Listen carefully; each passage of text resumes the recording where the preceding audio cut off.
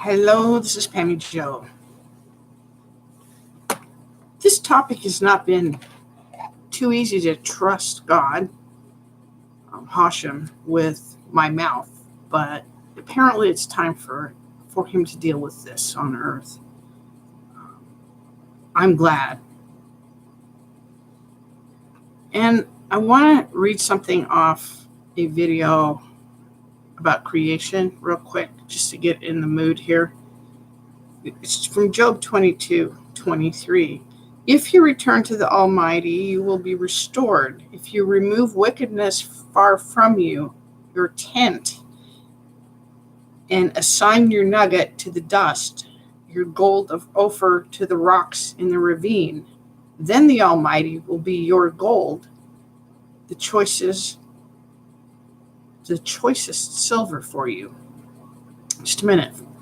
I had one question that I haven't answered in writing yet, about distractions of shiny things. And that's a really good question. I'm so glad you asked. But listen to that in Job. And I'll tell you why Job in a second. If you remove wickedness far from your tent, assign your nugget to the dust, your gold of Ophir to the rocks in the ravine, then the Almighty will be your gold, the choicest silver for you. Put treasures on earth or heaven you hold more dearly than your source, down into the ravine. It does not mean God won't give you the wealth back. It's a very good question. The other question is, do I think RFID chips are the mark of the beast? My answer is, I think they were the plan. Yes, I do think that's the method for preventing buying and selling. Now, there's two buying and selling going on here, and that's why your question about nuggets, shiny nuggets, taking your mind off how icky you feel around people who are mean. I understand that. Have I been through it? Yes. Have I distracted myself with stuff? You bet. I used to be a camera trader just to get my mind off the evil in the world that I could not stand to deal with. I just couldn't stand to deal with it, so I distracted myself for years with that. For some reason, Hashem's not upset at me for that. He understands why I did it. But on the mark of the beast, here is the trick. Here's the thing that they are doing. It's kind of idiotic when he shows it. Okay, what they want to do is not so much the material objects, the ability to buy and sell. That is in the plan. That is what was predicted in the Christian Bible, in Revelation, and in the Old Testament. But what they don't get is that the currency of value on earth is not stuff. It's not man-made objects. It's souls. That's what they're really fighting over, is enslaving souls. So, God's strategy to deal with that. Yes, they want to mark people. They want to starve out or control believers in God who want individual freedom that's God-given. But what they don't seem to acknowledge is God is running around marking the souls, and we're connected here and here in the brainstem to the Almighty's power. He is marking us for himself, and he's doing that before they get a chance to mark us anyone physically. So if some of them are already marked because they have a global conspiracy to take over the world, to have one human leader with demonic forces attached, Satan's attempt to get even with God for not letting him rule is to force it anyway. God has strategies and light in place to put a screeching halt to this before they get that far. If God brings the wrath that's in the Christian Bible, the trumpet blasts, and those, my Jewish friends, coincide with your feasts and your trumpets and your shofars. So You're in there whether you like it or not, okay? Because your law, those who believe in, hold the testimony of Jesus, who was, do my Father's will. That was his testimony. Put God first, only God is great. That was his testimony. And the keepers of the law. Both of those two are lumped together in Revelation 12. When the dragon turns on the woman and she goes into the wilderness, he turns his wrath onto those two individuals, those with faith in God through their Messiah and those who keep the law. They're lumped together. They're one tribe in God's view. So that's why we can talk and get along. Anyway, I think God has a plan in place that marks his spiritually so that their system will not work.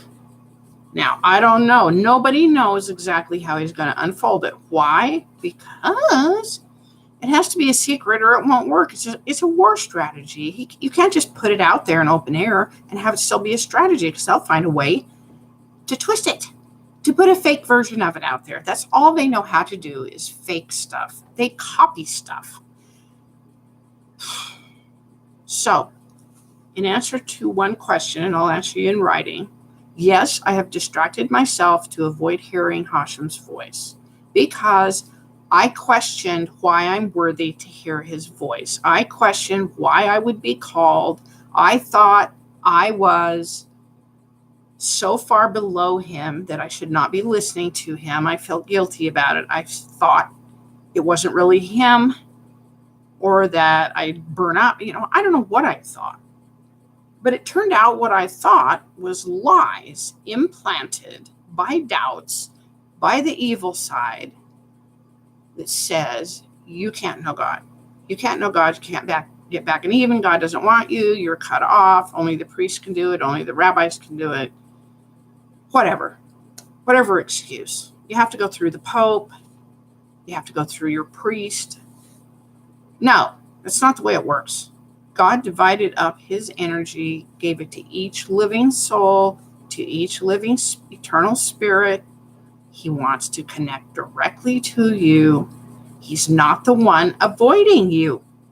We avoid him. We hid in the Garden of Eden. Here's the best example I can give you. Moses goes to the mount. The presence of God is there in a cloud. Wouldn't you think they would have raced to the mountain to get near the Almighty, the Most High God? Maybe they can't see him, but wouldn't you think they'd want to? Oh no! Moses came down with his head glowing, his whole body glowing from that positive energy of the Most High. And what did they do? We don't want to look at you. Why? Because they wanted to hang on to something, some sin. They kept hiding from the Almighty. When the Israelites are in prison, first, Joseph got sent to Egypt to rule them. He ruled in that kingdom for a long time. Then a time came where God called the Israelites out of Egypt. He wanted them to claim Abraham's promise where his feet had fallen. So he had trained Moses to be a leader. Moses was a prince. He was a leader before he came to pull the Israelites out. God had the whole plan in place.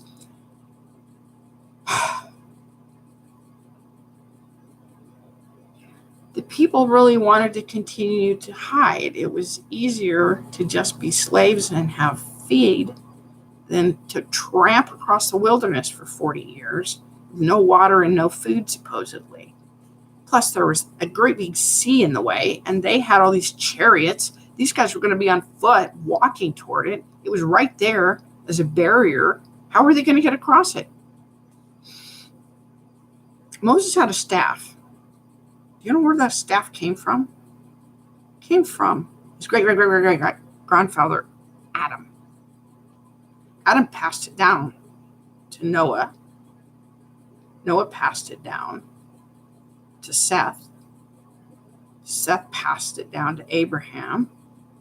Actually, Noah may have passed it to Abraham because he knew his grandfather Noah. He passed it down to Isaac and to Jacob, etc., to Moses. Moses had Adam's staff with which he controlled. So did Noah. That's how he controlled the animals for the ark. They had the original power that humanity was given, the created man was given. So here's this prince in Egypt to free them, and they weren't sure they wanted to go. The only reason they did agree to it was because this curse came down on Egypt and everything fell apart. 7 plagues. Do you remember those? Remember when the Nile turned to blood? If you Jews look in Revelation at the 7 trumpet blasts and the curse that come down, they are exactly the same thing. They came on Egypt because a certain jerk was influencing the Egyptians. The one who fell, the one who wanted to be in control was in control, and he enslaved the Israelites. That's why God had to get them out. He got them out. He parted the sea so they could go through. There wasn't anything too much for him. They had to stay in the wilderness for a time frame of some sort and for testing. Complain, complain, complain. Grumble, grumble, grumble. Complain, complain, complain. I've been in the wilderness for 40 years. God called me when I was 22 or 21. I complained too. I turned on him too. I came out of the wilderness, and I'm not going to lose the promised land by taking credit for God, by striking a stone when I'm supposed to speak to it, and for blaming him for everything. I am going across the Jordan, and so are you.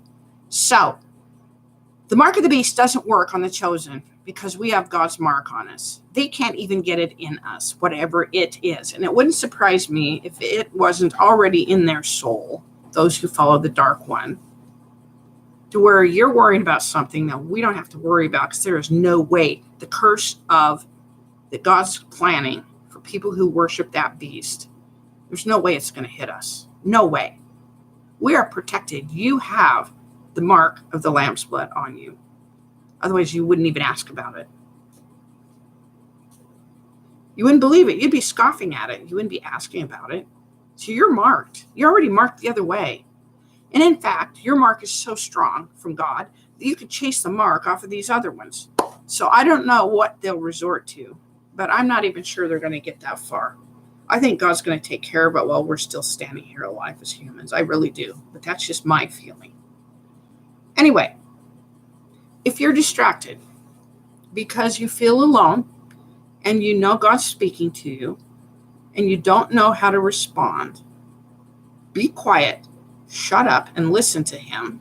And bear this in mind. There's forces, there's liars from experiences you've had in your life. There's mean people attacking you whose sole purpose, if you believe it, is to think that you're not worthy to know God.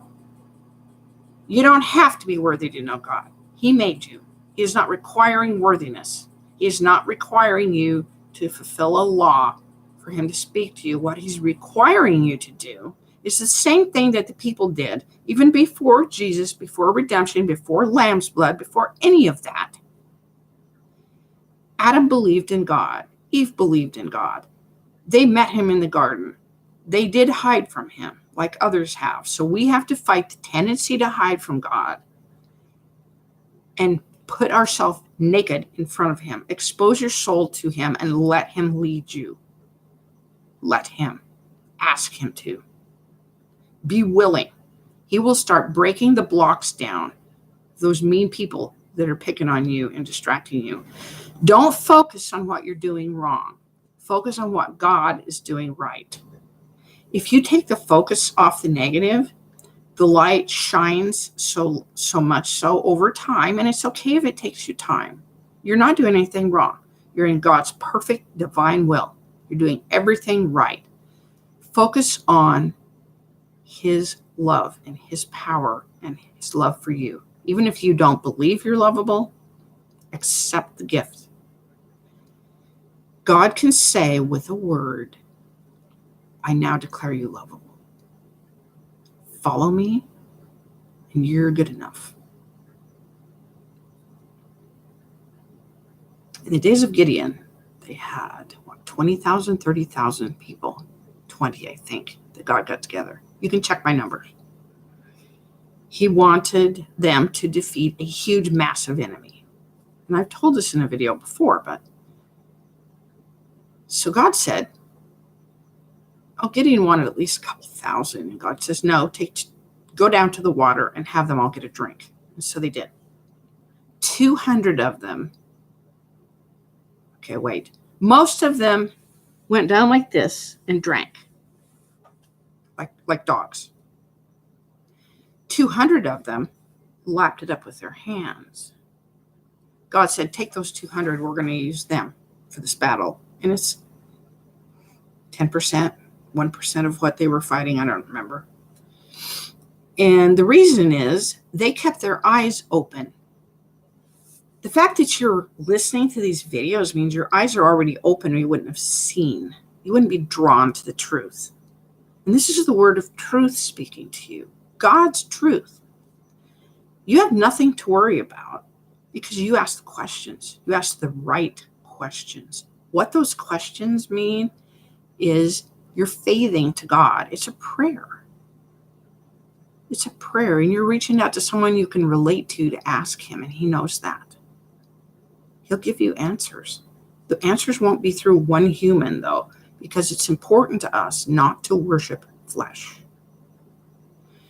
What the Christians are doing wrong, and I hate to say this, but you're looking for a human on the clouds, but you're overlooking the huge spiritual strength that human left here. The influence of Moses, the influence of Abraham, the influence of Christ, the Messiah to come, or that was, however you believe. Their influences that they do God's will and they have faith in God. Having faith in God is the spiritual weapon that will not cause you to have to avoid people or focus on how mean they are. What it will do is it'll help you focus on how much love God is, how much he wants to share it with you, how you're worthy to accept it because he said so, not because it's something you do. You have to be, not do. You have to be. Faith in God. Trust he wants you. Let him give you the signs. Your light of your faith will bring that truth through you, and it will start influencing those mean people. It'll scare the crap that's in them out of them. It will cause them to take a spiritual dump, and suddenly something in them that's buried deep that doesn't like itself either, that's eternal soul that's hiding under this huge weight of this big dark boulder, that will reach out to you, maybe with a tiny little hand or finger, and you'll be able to help them. And how do you do that? Share love. Forgive them and pray for them. And say something nice find something about them you like. Anything. It could be their shoes, their hair, the color of article of clothing that they're wearing. Find something you like, that you love about that person who's mean to you. Because your light and your love will chase that dark, mean shit right out of them. I guarantee it. I've seen it thousands of times in this group I'm in. And I will post you a link to a group if you need more help. The one that helped me, I've been working on it since March. Only 21 days at a time. I chose to retake it to help others, to build them up, because I saw the results. It's all over my life. It's the only reason I'm on YouTube. Because God sent someone who followed their calling and shared love and told their story, and it's helped thousands of us. So I can share that link if you want. There's a 21-day challenge coming up in November. Men, women, it's not religiously based, exclude anyone. There's a source, and we want to let your soul get in touch with that source. And here's some tools to do it, and they're easy. Okay, that's just a long video, so I'm going to go. I'll talk to you again soon. Bye.